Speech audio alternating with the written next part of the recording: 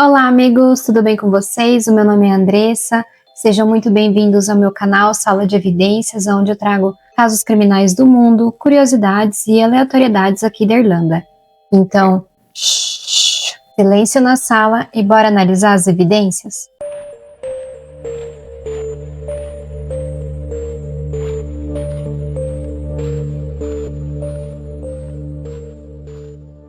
O vídeo de hoje é sobre um caso aterrorizante que deixa qualquer filme slasher no chinelo, com detalhes e intenções macabras que eu penso que até o diabo deve se surpreender com a capacidade do ser humano de fazer tanta maldade.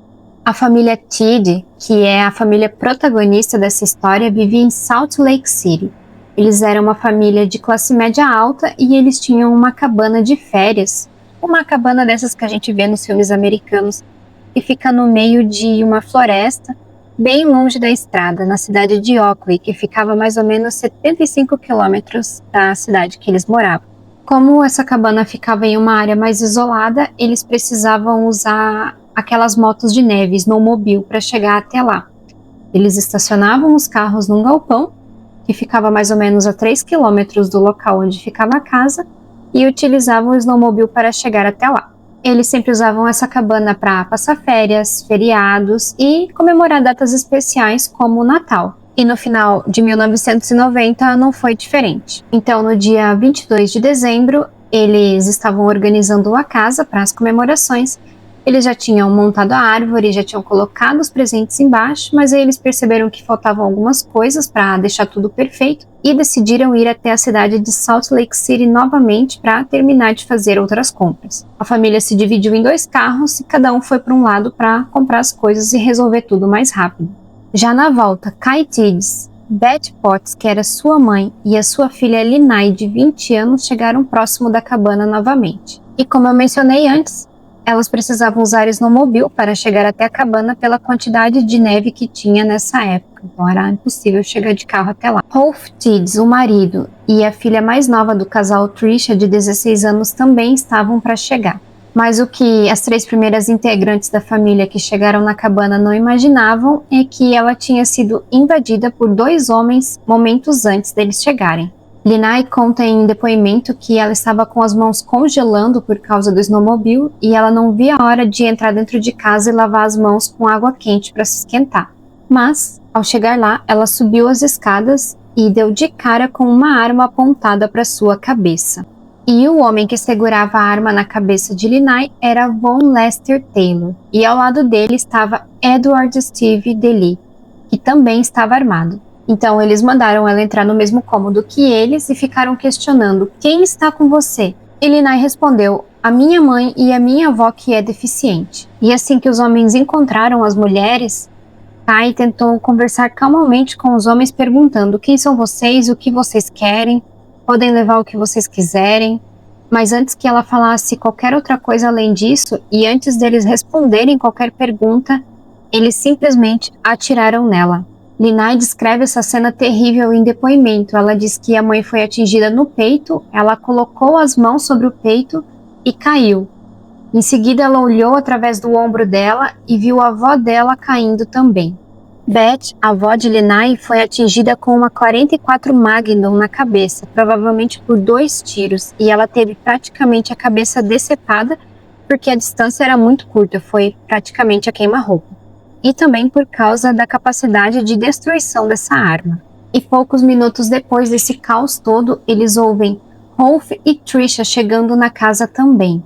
Von Taylor e Edward ficaram muito surpresos e muito nervosos por ter mais gente chegando na casa. E assim que Rolf e Trisha entraram na casa, eles viram um homem segurando Linai com o braço em volta do pescoço dela, enquanto o outro ficava gritando: fiquem quietos, entrem na casa e fiquem quietos. Rolf também ofereceu dinheiro para eles e eles pegaram o dinheiro da família, mas ele só tinha $100 e poucos, não era muita coisa. E assim que ele entregou o dinheiro, ele também foi alvejado no rosto e caiu. Trisha e Linai correram uma para outra tentando se consolar, dizendo que tudo ia ficar bem. Elas até tentaram checar a mãe delas para ver se ela estava viva, mas infelizmente elas perceberam que ela já estava morta. Von e Edward então pegaram a gasolina que a família tinha na casa por causa dos snowmobiles, espalharam gasolina pela casa inteira, inclusive sobre os corpos também. E colocaram fogo na casa. Eles pegaram Trisha e Lenai para dirigir os snowmobiles e eles foram na garupa delas até chegar no galpão onde estavam os carros da família. Nesse caminho, eles passaram por Randy, que era o tio das meninas. Ele viu elas nos snowmobiles e pensou que elas estavam cada uma com um namorado e, a princípio, não levantou muita suspeita. Elas até acenaram discretamente para ele, mas ele não percebeu nada de errado, né? E elas ficaram com medo que, se os caras soubessem que Randy era da família delas, eles também o matariam. E assim que Vaughn e Edward chegaram no galpão, eles colocaram as meninas nos bancos de trás de um carro e saíram em alta velocidade. Trisha e Lenai então começaram a pensar em um plano para tentar sair dessa situação com vida. Como elas imaginaram que o Randy logo chegaria na cabana, elas tentaram diminuir o ritmo dos sequestradores. Então Trisha disse que precisava muito ir ao banheiro. E eles até falaram para ela, ok, você pode ir, mas se você fizer qualquer coisa, considere a sua irmã morta. Eles até pararam em um posto de gasolina próximo, mas eles acabaram não deixando Trisha sair porque acabaram ficando com medo ou inseguros que algo desse errado por causa disso. Então eles pegaram a estrada novamente e seguiram em alta velocidade.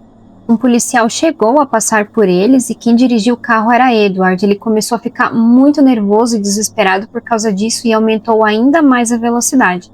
E por causa disso, o policial começou a persegui-los. Trisha disse que conseguiu olhar para o velocímetro do carro e ela chegou a ver que o carro bateu 160 km por hora. Elas estavam com muito medo. Ainda mais porque, além de eles estarem em alta velocidade, tinha neve na estrada e as estradas eram bem estreitas. E durante a fuga, provavelmente o policial que começou a perseguir eles chamou reforço e mais viaturas começaram a se juntar a essa perseguição. E em determinado momento, eles chegaram muito próximo a uma curva muito fechada e eles bateram o carro na proteção da estrada e o carro começou a descer o barranco. Uma das meninas até comentou nos depoimentos que eu vi que ela pensou, meu Deus, agora a gente vai cair num precipício e vamos todos morrer aqui. Mas o carro, por sorte, parou em seguida. Provavelmente o barranco ele não era tão íngreme e o carro acabou ficando preso em algumas árvores. E em seguida elas puderam observar os policiais se aproximando pela janela para resgatar elas. Vaughn e Edward, no momento, também não resistiram mais e acabaram se entregando para a polícia. Poucos momentos depois elas reencontraram o seu tio Randy, que abraçou elas fortemente e avisou que o pai delas estava vivo. Ele havia sobrevivido ao tiro e também ao incêndio. Rolf, na verdade, se fingiu de morto e assim que a cabana começou a pegar fogo e ele viu que o pessoal saiu, ele conseguiu se arrastar para fora da cabana, enfrentando tanto o tiro, as queimaduras e também o frio, porque estava tudo congelado. Isso, gente, no ano de 1990.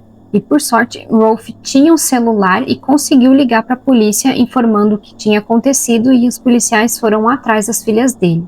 Lenai e Trisha conseguiram ver o pai apenas no dia seguinte, provavelmente porque ele passou por cirurgia, tudo, né? E ele estava com o rosto e o corpo coberto por faixas e bandagens por causa das graves queimaduras que ele sofreu. Mas ele acabou se recuperando bem com o tempo. Imagina você viver toda essa situação, a adrenalina que deve dar. Isso provavelmente aconteceu em poucas horas. Parece mesmo filme de terror, né? Mas agora vamos ver quem são esses caras e por que eles fizeram o que eles fizeram. Vaughn Lester Taylor tinha 25 anos na época e Edward Steve DeLee tinha 22. Ambos tinham um histórico complicado e já tinham diversas passagens pela polícia. Edward por furtos e pequenos delitos, e Vaughn tinha um histórico um pouco mais violento, incluindo um assalto à mão armada. Ambos se conheceram numa halfway house, cumprindo tipo uma prisão condicional, sabe?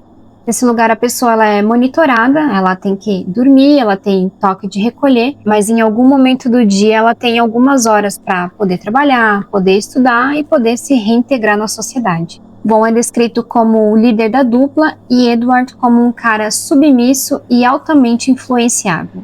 E eles usaram dessa brecha de horário que eles podiam sair e foram lá invadir a cabana. Pelo que eu pesquisei, Von já conhecia o local, ele conhecia a cabana, parece que ele talvez tivesse feito alguns trabalhos ali próximo.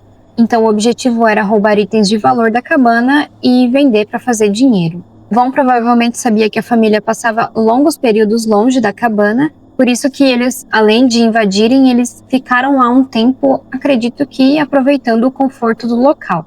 E não esperavam que a família fosse chegar logo em seguida. E algo muito impactante que eu vou mostrar para vocês e que prova isso, que eles estavam de boa lá, é que eles encontraram uma câmera da família e eles se filmaram abrindo os presentes de Natal e desdenhando dos presentes. I don't know. Okay. I don't think I got all of this. How come your light flashing on the room to that? I don't know. Find out. How am I supposed to find out? Read the instructions. And LeMay. What is it? Baseball card.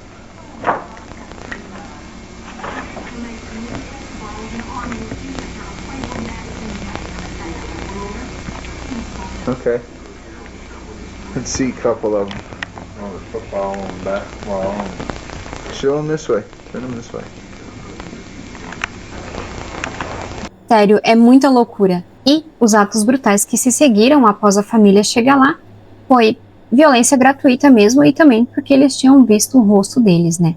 Eles acreditaram que colocando fogo na cabana eles destruiriam todas as provas, né, de que eram eles que estavam lá. Só que além de serem pegos depois, também as filmagens da câmera foram recuperadas e mostravam eles no local do crime. E por fim, eles foram presos. Edward foi condenado à prisão perpétua com possibilidade de condicional após 60 anos em regime fechado. E Von foi condenado à morte por injeção letal. Von Taylor, que atualmente está com 60 anos, permanece no corredor da morte. E na época, Edward não ganhou pena de morte, porque a defesa dele alegou que não foi ele que atirou nas vítimas, e sim Von Taylor. Mas, posteriormente, por causa da perícia, foi encontrado tiros das duas armas, e a outra arma era uma pistola mais simples. Bom, de qualquer forma, ambos vão apodrecer na cadeia, que é o que eles merecem. O massacre da família Tidd foi um crime brutal e aconteceu justamente numa época em que o amor e a união deveriam falar mais alto. Relembrar esse tipo de história não é explorar a dor, mas sim preservar a memória das vítimas e refletir sobre até onde a maldade do ser humano pode chegar. Se esse caso te impactou, me conta aqui nos comentários o que mais te chamou a atenção. Não esquece de curtir ou de se inscrever no canal também. Beijos e até a próxima!